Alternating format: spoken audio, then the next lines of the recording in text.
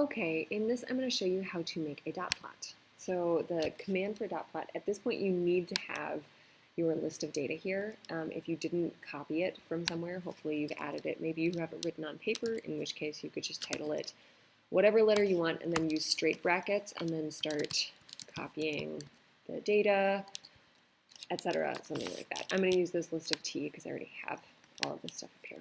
Okay. So to get a dot plot, you literally just type dot plot. Now notice how if you add a space, it's not understanding that. You need to have no space in between there. And then you just write dot plot with T. Now, it's there. It's not showing up in this window because my numbers are really big, like 69,292, 87,159. And right now I'm only seeing the numbers -10 to 10. So some of you might be able to just kind of zoom out, and if I do this, it's going to work. It's just going to take a really long time. There is all my data, and it's not a really good visual of the data. So here's a nice way for you to do that. So you're back on the home screen. You could ask for what's the minimum of your data. So the smallest number in my data set is 53,000. And what's the maximum of my data? The biggest number in my data set is 116,000. Then over in this wrench here, you can change the settings. So I really only need to, let's go a little bit lower than this. So I'll just go 52,000 and maybe we'll go 118,000 on the top end.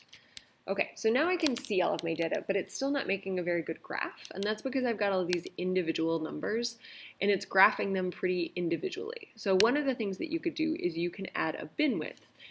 So my numbers were in like tens of thousands, they're pretty big numbers. If you did like a bin width of 5, that doesn't really change anything, but notice what happens as I start adding more zeros.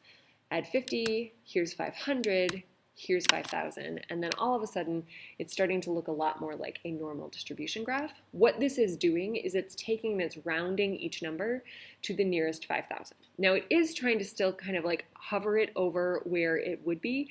So when it's exact like this, you're going to get kind of wonky data like this. If you want it to look nice and clean, you can click on the binned. The center and left, it just means whether it's like putting it to the left of the 5,000 or in the center of the 5,000. I think the center probably makes more sense, but you can choose as you like to. So you might have to play around with the bin width.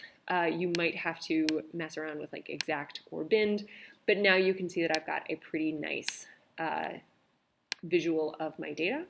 The one thing I'm lacking at this point is a title. So I'm going to click on here, and this is the top teacher salaries by state.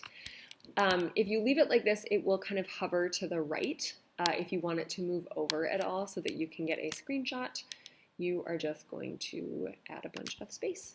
And then voila, you can get a screenshot of your data to include in your paper. Hope that was helpful. Please let me know what questions. Oh, and don't forget, hit the save button. Make sure you're signed in over here, and then make sure you save stuff so that you can actually see it later.